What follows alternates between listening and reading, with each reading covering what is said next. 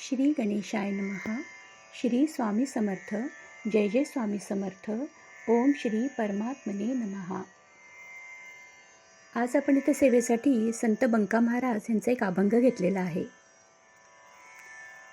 अभंग. सोयरा राईने मनी करुनी विचार. सोयरा राईने मनी करुनी विचार, म्हणे हा अविचार कैसा करू.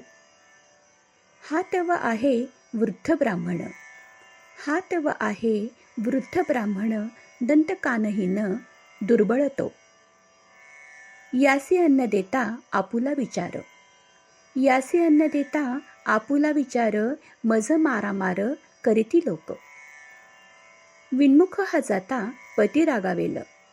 विन्मुख हा जाता पती रागावेल, बोल हा लागेल कपाळासी. बंका म्हणे ऐसा करुनी निर्धार. बंका म्हणे ऐसा करुनी निर्धार, ठेवी पायावर डोई तेव्हा. सारांश. इथे त्या काळची समाजव्यवस्था दिसून येते.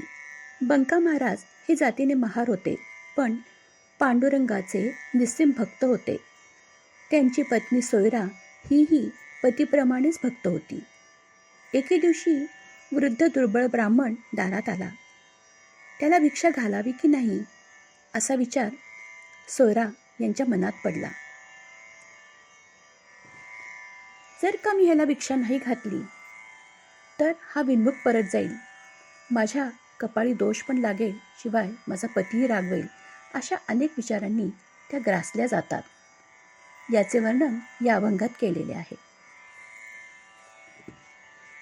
सोयराबाईंच्या मनात विचार येतो, हा ब्राह्मण आहे, मी याला अन्न देणे बरोबर होईल का हा विचार आहे.